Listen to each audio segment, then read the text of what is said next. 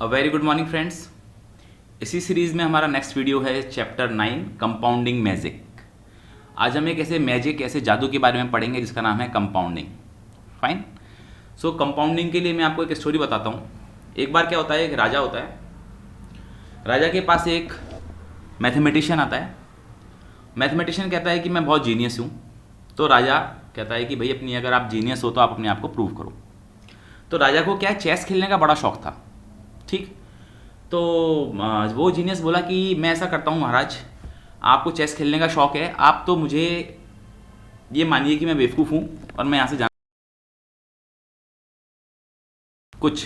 तो उस राजा बोला ठीक है बताओ मैं आपको क्या गिफ्ट करूँ। तो बोला आप ऐसा करो, आप चेस खेलने के शौकीन हो तो आप हर जो ये आपका ब्लॉक है, जो स्क्वायर है, इसके हिसाब से आप मुझे चावल के दाने दे दीजिए या गेहूँ के दाने दे दीजिए। तो राजा हंसने लग गया कि भाई ठीक है बताओ कैसे रहेगा। बोला कि साहब देखो ऐसा होगा कि पहला जो स्क्वायर है उस पर मैं एक चावल का दाना लूँगा, दूसरे स्क्वायर पर मैं 2 चावल के दाने लूँगा, तीसरे स्क्वायर पर मैं 3 चावल के दाने लूँगा, चौथे स्क्वायर पे मैं 4 चावल के दाने लूँगा। तो चेस में क्या होता है 8x8, 8 जा 64 स्क्वायर्स होते हैं। तो राजा हंसने लग गया, बोला चलो ठीक है मैंने तुम्हें ग्रांट कर दी तुम्हारी विश, बताओ। तो उसने क्या किया, मैथमेटिशियन ने पहले स्क्वायर पर एक चावल का दाना, दूसरे पर दूसरा, इस तरह करते करते जब वो 64th स्क्वायर पर आया तब तक कितने ग्रेन्स हो चुके थे आपकी स्क्रीन के सामने हैं, देख लो। 3 3 6 और एक 7, फिर 2 5 2 7, ठीक है, और 18 लाख करोड़ करोड़, ठीक है, 18 लाख करोड़ करोड़ ग्रेन्स हो गए उस राइस के 64th ब्लॉक स्क्वायर तक। तो क्या हुआ, जो राजा था उसने अपना राजपाटी उसको बेच दिया कि भाई मेरे पास तो इतना ग्रेन है नहीं। एग्जाम्पल बताने का मतलब ये है कुल मिला के कि ये कंपाउंडिंग मैजिक है, जहाँ पर 1 2 3 4 इस तरह से जब बढ़ते जाते हैं धीरे धीरे धीरे स्टेप्स, तो 64वें स्क्वायर पर पहुँचते पहुँचते आपके पास इतना सारा पैसा हो सकता है। ठीक है। यानी ये एक स्टोरी थी। यानी मैं ये कहना चाहता हूँ कि कंपाउंडिंग मैजिक में मतलब ये होता है कि जो आपकी प्रीवियस अर्निंग्स हैं वो ही आपकी फर्दर अर्निंग्स जनरेट करती हैं। कैसे समझाता हूँ कि मैं ये कहना चाहता हूँ कि आपने सपोज मुझे 100 रुपये दिए, ठीक है, 100 रुपये मैंने बाज़ार में लगा दिए। अब उन 100 रुपये से मैंने स्टॉक्स बाज़ार में लगा दिए, तो मेरे पास डिविडेंड आया, वो डिविडेंड भी मैंने बाज़ार में लगा दिया। सपोज 100 रुपये आपने सपोज करिए मेरे को 15,000 रुपये दीजिए, मतलब आप समझो एग्जाम्पल के लिए कि सपोज आपने मुझे 1,000 रुपये दिए, 1,000 रुपये मैंने स्टॉक्स में लगा दिए। अब उन स्टॉक्स का मुझे डिविडेंड मिला, सपोज करो ये 100 रुपये, तो मैंने 100 रुपये भी बाज़ार में लगा दिए। अब कितने लगे हुए हैं इफेक्टिवली 1100 रुपये। अगले 6 महीने या साल भर बाद मुझे फिर 1100 रुपये पे डिविडेंड मिला, सपोज करो 110 रुपये, मैंने वापस उसमें डाल दिए। अब कितने रुपये हो गए, 1210 रुपये। लगाए कितने थे, 1,000 रुपये। पहले महीने कितने हो गए, मतलब पहले साल कितने हो गए, 1100 रुपये। दूसरे साल कितने हो गए, 1210 रुपये। तो हो क्या रहा है, आप ही का पैसा, जो पैसा जनरेट कर रहा है उसी पैसे को मैं वापस लगा रहा हूँ। ठीक है। जैसे आप वो क्या, इसका एग्जांपल समझ लीजिए, बैंक अकाउंट में आप जब जाते हैं तो वहाँ पर कंपाउंड इंटरेस्ट पर जब आप अपनी सेविंग्स को डालते हैं तो वो बहुत जल्दी मल्टीप्लाई होती है। बैंक भी क्या करता है, जब आपको लोन देता है ना तो कंपाउंड इंटरेस्ट लेता है। ठीक है। तो कंपाउंड इंटरेस्ट एक बेहतरीन चीज़ है, कंपाउंडिंग एक बेहतरीन चीज़ है, ये एक मैजिक है। ये मैजिक आपको तब दिखेगा जब आप स्टॉक खरीदोगे और उसे आप 3 साल तक, 4 साल तक, 5 साल तक, 6 साल तक, 7 साल तक रखोगे। तब आपको लगेगा कि यार ये मैंने जो 1,000 रुपये लगाए थे ये 7,000 रुपये, 8,000 रुपये कैसे हो सकते हैं। इट्स अनबिलीवेबल, बट ये विश्वास किया जा सकता है क्योंकि कंपाउंडिंग की वजह से ऐसा हो जाता है। अल्बर्ट आइंस्टीन ने भी कंपाउंडिंग के लिए क्या कहा था कि compound interest is the 8th wonder of the world. ये दुनिया का 8वां आश्चर्य है जिसका नाम है कंपाउंड इंटरेस्ट। जो समझ जाता है वो पैसे कमाता है और जो नहीं समझता वो पैसे देता है, वो पैसे गंवा जाता है। सो फ्रेंड्स, इस वीडियो में हम 2 चैप्टर पढ़ेंगे, चैप्टर 9 एंड चैप्टर 10। चैप्टर 9 है कंपाउंडिंग मैजिक के बारे में। तो मोरल ऑफ द स्टोरी अभी तक जो मैं समझ में आया वो है कि compounding is a new magic. हमें लॉन्ग टर्म तक स्टॉक्स को होल्ड रखना है जिससे कंपाउंडिंग इफेक्ट हमें देखने को मिले। इसी वीडियो के कंटिन्यूएशन में मैं चैप्टर 10 भी आज लेना चाहता हूँ। चैप्टर 10 भी एक छोटा सा चैप्टर है चैप्टर 10 है money management and risk management के बारे में। ठीक है, देखिए फ्रेंड्स, मनी मैनेजमेंट बहुत ज़रूरी है।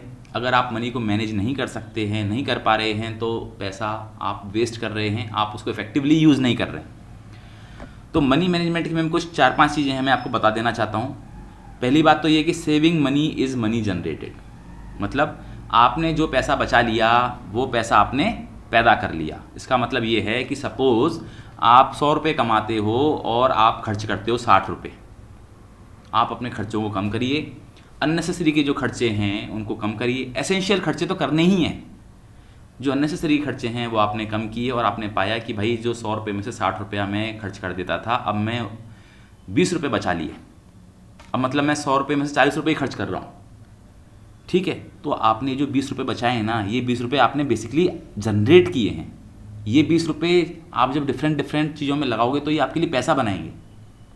ठीक है, तो पहली बात तो सबसे पहले आपको क्या करना है, जब आपके इस खाते में सैलरी आए सबसे पहले तो पैसा बचाइए, खर्च मत करिए। पहले पैसा बचाइए और जो बचाने के बाद बच गया उसमें खर्च करिए, कैसे भी करिए खर्च, और उसमें से भी बचाने की कोशिश करिए अगर बचा सकते हो तो। प्रोवाइडेड कंडीशन क्या है, आप एसेंशियल खर्चे, खाना पीना है अच्छा तो अच्छा खाना पीना है, आपको अच्छा पहनने का शौक़ है आप पहनिए, आपको अच्छे शूज़ पहनने का शौक़ है पहनिए, आपको महंगे मोबाइल रखने हैं रखिए, आपको महंगे लैपटॉप रखने हैं रखिए। लेकिन महंगे से मतलब ये नहीं है कि आप 3 लाख का मोबाइल ले लेंगे, 3 लाख का लैपटॉप ले लेंगे। आप 30,000 का लैपटॉप लीजिए, आप लाख रुपए का मोबाइल मत लीजिए, आप 10,000 20,000 का मोबाइल ले लीजिए। आप 10,000 के शूज़ क्यों पहनते हैं, आप 3,000 के शूज़ पहन लीजिए। आप 5,000 की शर्ट क्यों खरीदते हैं, आप 1,500 की शर्ट खरीद लीजिए। ठीक है, खाने पीने में कॉम्प्रोमाइज़ मत करिए। अगर आपको अच्छा खाना पीना पसंद है, अच्छा खाना खाइए पीजिए, क्योंकि शरीर आपका है। ठीक है, तो समझ में मतलब आना चाहिए वो ये है कि मनी आप जो बचा रहे हो वो मनी आप पैदा कर रहे हो। दूसरा है मनी मैनेजमेंट का rule, every money is same, मतलब हर पैसा जो भी आपको मिल रहा है वो सेम है। देखिए अब क्या हो रहा है, आज के डिजिटल वर्ल्ड में आपके पास कैशबैक आता है कि भाई बिजली का बिल 1,000 रुपये का आप पे करिए तो मैं आपको 100 रुपये दूंगा। ठीक है, आपने 1,000 रुपये का बिजली का बिल पे किया, आपके पास 100 रुपये आए, तो आप क्या सोचते हो, ह्यूमन माइंडसेट क्या है, यार 100 रुपये है ना, इनको खर्च करते हैं यार। क्यों, क्योंकि यार ये हमको कैशबैक में मिले, मतलब हमें कोई दे गया मतलब। ठीक है, तो फ्रेंड्स ये 100 रुपये भी एक्चुअल 100 रुपये के बराबर है। ठीक है, आप एम्प्लॉयड हैं, गवर्नमेंट एम्प्लॉय हैं या प्राइवेट सेक्टर में आपको बोनस मिला, मान लो परफॉर्मेंस बोनस मिला या गवर्नमेंट ने बोनस दे दिया, आप क्या सोचोगे, दीपावली बोनस मिला तो इसे खर्च करने के लिए रखा है हमें। ठीक है, खर्च क्यों करना है यार, बोनस दिया है तो वो पैसा ही तो है, वो वही पैसा है जो आपकी हार्ड एंड मनी, जैसे जब आप दिन रात पसीने बहाते हो, जो आपके खाते में पैसे आते हैं उसी के इक्विवेलेंट ही है बोनस। पैसे का कोई चेहरा नहीं होता है कि मैं बोनस वाला पैसा हूँ, मैं कैशबैक वाला पैसा हूँ। ठीक है, पैसे सारे बराबर होते हैं। ये बहुत कॉमन मिथ है फ्रेंड्स, मैं आजकल देख रहा हूँ जो यंग जनरेशन है वो कैशबैक कोई पैसे को सोचती है ये तो ऐसे ही कोई हमें दान में दे गया है। बोनस का पैसा मिलता है तो सोचते हैं कि यार इससे मैं ऐसा कुछ खर्च करूँ कि ये वेस्ट हो जाए। ठीक है, अलाउंसेस मिलेंगे गवर्नमेंट एम्प्लॉय को, प्राइवेट सेक्टर के एम्प्लॉय को या किसी को भी अलाउंस मिलेंगे, वो सोचेगा कि यार ये अलाउंस मुझे खर्च करने के लिए मिले। एरियर मिलेगा तो भी सोचेगा कि ये खर्च करने के लिए मिला है। तो फ्रेंड्स कोई भी पैसा, चाहे वो आपको कैशबैक के थ्रू मिले, चाहे बोनस के थ्रू मिले, चाहे सैलरी में मिले, चाहे अलाउंस में मिले, चाहे एरियर में मिले, वॉट एवर मीन्स, जो भी पैसा आपको मिल रहा है वो पैसा आपका पैसा है, वो इक्विवेलेंट है आपकी सैलरी के, वो कोई डिफरेंट नहीं है। पैसे का कोई चेहरा नहीं है, सारे पैसे एक जैसे होते हैं। ओके फ्रेंड्स, तीसरा है ऑल्सो पे सम मनी इन कैश। अभी क्या हो रहा है, डिजिटल वर्ल्ड है, किसी ने मांगे 10,000, ठीक है भाई मैं पेटीएम कर दिए तेरे को 10,000 रुपये, मिल गए क्या, हाँ मिल गए, बात खत्म। पार्टी में गए 5,000 रुपये खर्च कर दिए, मोबीक्विक कर दिया, पेटीएम कर दिया, व्हाट्सएप कर दिया, गूगल पे कर दिया, यूपीआई कर दिया, फ़ोन पे कर दिया, आपको फील ही नहीं हो रही है पैसे की। आपके खाते में आया 1,000 रुपया, आपने ऐसे ही खर्च कर दिया यार।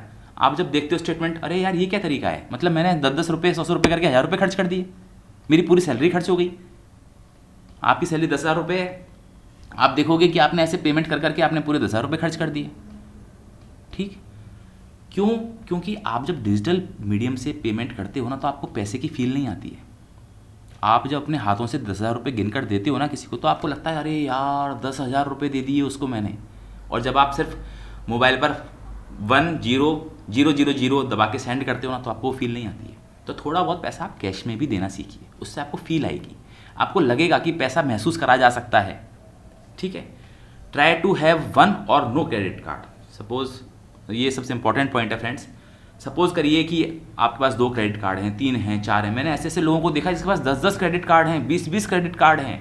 मतलब क्रेडिट कार्ड वाली कंपनी ऐसा लगता है कि उसी से पूछकर क्रेडिट कार्ड लॉन्च करती हैं कि भाई तेरे पास ये क्रेडिट कार्ड है क्या? नहीं है, तो हम लॉन्च कर रहे हैं। ठीक है फ्रेंड्स, तो क्रेडिट कार्ड या तो एक रखिए या बिल्कुल मत रखिए। उसके पीछे रीज़न है, जब आप 2, 3, 4, 5, 10 क्रेडिट कार्ड रखते हो ना, दिन भर, पूरे महीने, पूरे साल आपका दिमाग इसी में लगा रहेगा कि यार इस क्रेडिट कार्ड का बिल ड्यू हो गया, इस क्रेडिट कार्ड का बिल ड्यू हो गया, इसका पैसा मैं कैसे दूं, इसका पैसा मैं इससे चुका देता हूं, उसका पैसा मैं उससे चुका देता हूं।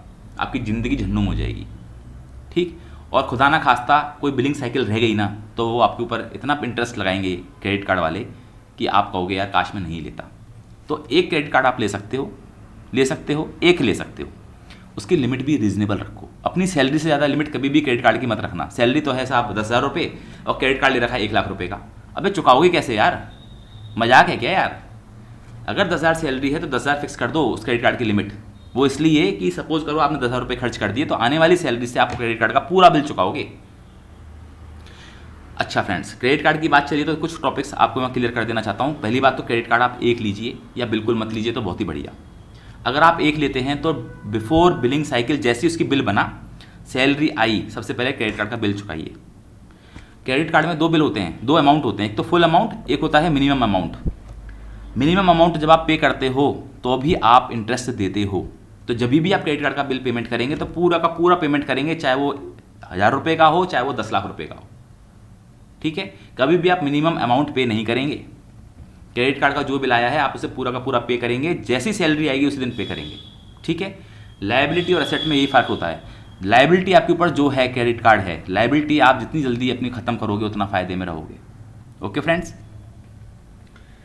5वां पॉइंट है मनी मैनेजमेंट का, understand your risk capacity and exit from डेब्ट cycle as soon as possible. मतलब सबसे पहले तो अपना रिस्क कैपेसिटी जानिए। रिस्क कैपेसिटी क्या कहती है?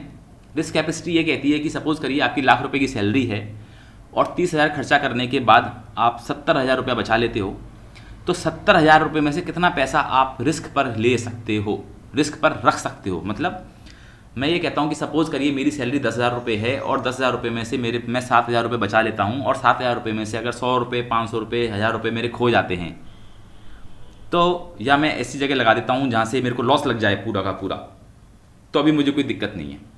वो आपकी रिस्क कैपेसिटी है। जैसे 7,000 रुपये मुझे बच रहे हैं तो मेरी रिस्क कैपेसिटी हो सकता है 1,000 रुपये की हो, कि यार 1,000 रुपये अगर मेरे 0 हो गए ना तो अभी कोई बात नहीं है। ठीक है, हर किसी की एक रिस्क टेकिंग कैपेसिटी होती है। ये रिस्क टेकिंग कैपेसिटी आप ऐसे समझ लो कि सपोज मेरे पास 7,000 रुपये बचे और मेरे पास कोई मेरा पुराना दोस्त आ गया और मुझसे उधार मांगने लग गया, क्या रवीना कि यार उधार दे दे यार ओम प्रकाश, अभी है ना मेरे को ओम प्रकाश उधार दे दे। तो मैं क्या करूँगा, मैं उसको दे दूंगा 1,000 रुपये कि भाई तू 1,000 रुपये ले जा, और मुझे पता है लौट के नहीं आने, तो वो मेरी रिस्क टेकिंग कैपेसिटी है। ठीक है, तो पहले आप रिस्क टेकिंग कैपेसिटी भी अपनी जानिए, उस हिसाब से रिस्क लीजिए। और डेब्ट साइकिल होता है मतलब उधारी का चक्र, उधार चक्र। उधार चक्र कैसे कि आपने इधर से क्रेडिट कार्ड से भी पैसा उठा रखा है, आपने दोस्तों से भी उधार रख रखा है, आपने अपने रिलेटिव से भी उधार ले रखा है, आपने अपने वाइफ हस्बैंड से भी उधार ले रखा है। तो जितनी जल्दी हो सके इस डेब्ट साइकिल को ख़त्म करिए, सबके उधार चुकाकर फ्री होइए। ठीक है, इसी वीडियो में नेक्स्ट टॉपिक है रिस्क मैनेजमेंट। ठीक है, आपने ऊपर वाले में पढ़ा रिस्क कैपेसिटी क्या होती है, अब रिस्क मैनेजमेंट क्या होता है वो देख लीजिए। रिस्क मैनेजमेंट हमने इससे पहले वाला जो वीडियो है ना उसमें भी देखा था। ठीक है, जिसमें हमने कैलकुलेटेड रिस्क और अनकैलकुलेटेड रिस्क की बात करी थी। ठीक है, तो रिस्क मैनेजमेंट में देखिए ये है आज का सबसे इंपॉर्टेंट टॉपिक है, पहली बात तो। दूसरी बात, रिस्क मैनेजमेंट का मतलब है प्रोबेबिलिटी ऑफ लूजिंग मनी। मतलब क्या संभावना है कि जो पैसा है आपके पास उसको आप खो दोगे, उसको कैसे मैनेज करना है, वो है रिस्क मैनेजमेंट। ठीक है, तो रिस्क 2 तरह की होती हैं, अनसिस्टमेटिक रिस्क और एक होती है सिस्टमेटिक रिस्क। ठीक है, अनसिस्टमेटिक रिस्क वो रिस्क होती हैं जिनके ऊपर आपका काबू नहीं है, अननोन रीजन की वजह से वो आपका पैसा लूज कर सकते हो आप। जैसे आपने सोच समझ के, बहुत समझ के कोई कंपनी को फिल्टर आउट किया, उसकी एनुअल रिपोर्ट्स पढ़ी और पढ़ने के बाद ये पाया कि यार ये कंपनी बहुत अच्छा परफॉर्म कर रही है, मैं खरीद लेता हूँ। आपने खरीद लिया और कल पता लगता है कि ऑडिटर धांधलेबाज निकला या कंपनी धांधलेबाज निकली, हो सकता है अभी तक सारी चीज़ें अच्छी अच्छी थी, अचानक एक दिन बाद पता लगता है कि भाई कंपनी का जो ओनर है उसने सुसाइड कर लिया, अब क्या होगा? कंपनी का स्टॉक गिरेगा, इसमें क्या बात है? तो इस तरह की जो इंटरनल चीज़ें हैं जिसको आप पता ही नहीं कर सकते, अननोन रीज़न की वजह से हो गई हैं, ये कहलाती हैं अनसिस्टमेटिक रिस्क। इसको कम करने का तरीका मैंने बता रखा है। आप डाइवर्सिफाई करिए पोर्टफोलियो, आप अपने पैसे को एफडी में डालिए, पीएलआई में भी डालिए, पीपीएफ में भी डालिए, स्टॉक मार्केट में भी डालिए, टर्म प्लान में भी डालिए, एलआईसी में भी डालिए, और आप अपने पैसे को जो स्टॉक मार्केट में डाल रहे हो उसको भी 3 डिफरेंट 4 डिफरेंट 5 डिफरेंट सेक्टर की कंपनीज में डालिए, ठीक है? तो इस तरह से आप डाइवर्सिफाई कर लोगे तो आपकी जो अनसिस्टमेटिक रिस्क है वो बहुत हद तक कम हो जाएगी। दूसरी रिस्क जो होती है सिस्टमेटिक रिस्क। सिस्टमेटिक रिस्क होती है वो रिस्क जो सिस्टम की वजह से होती है, जैसे इन्फ्लेशन है, महंगाई दर। अब महंगाई दर 7% 6% है तो है, इसका मतलब ये है कि एक साल बाद अगर 100 रुपये के 106 रुपये 107 रुपये होते हैं तो वो बेकार है मेरे लिए, क्योंकि महंगाई दर तो उसी हिसाब से बढ़ चुकी है, ये सिस्टम की वजह से बढ़ी है, इस पर भी आपका काबू नहीं है। या गवर्नमेंट ने कोई फिस्कल पॉलिसी ला दी, ठीक है, उसकी वजह से क्या हो गया, आपकी रिस्क बढ़ गई। आप 100 रुपये कमाते हैं इस महीने, इस साल, अगले साल आपने देखा कि मेरे को 106 रुपये मिले, लेकिन महंगाई दर तो 7% है, तो आप तो क्या, जो 106 रुपये जो आपने कमाए हैं वो तो मतलब ही नहीं है, मतलब वो तो 100 रुपये से भी कम की वैल्यू हो गई अगले साल, ठीक है? इस रिस्क को कवर करने के लिए हम बोलते हैं हेजिंग करना या गोल्ड में इन्वेस्ट करना। हेजिंग करना मेरे हिसाब से इस कोर्स का पार्ट नहीं है, तो आप समझ लीजिए कि सिस्टमेटिक रिस्क अगर आपको कवर करनी है तो आप गोल्ड में इन्वेस्ट करेंगे, ठीक है? तो जब मैं ये चीज़ आपको बता रहा हूँ बार बार कि हमें पोर्टफोलियो डाइवर्सिफाई करना है, डाइवर्सिफाई पोर्टफोलियो होना चाहिए, तो आप एफडी में भी करिए, एलआईसी में भी करिए, पीएलआई में भी करिए, स्टॉक मार्केट में भी करिए, गोल्ड में भी करिए, तो ऑटोमेटिकली आप क्या करते हैं, सिस्टमेटिक रिस्क को कवर कर लेते हैं।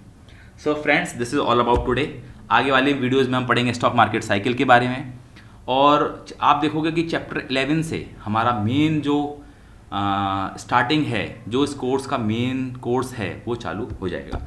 So friends, this is all about today. Thank you for watching this. If you like it, subscribe it. Thank you. Right? What's your comment? Thank you so much friends. Bye bye. Take care. Have a good life. Happy investing.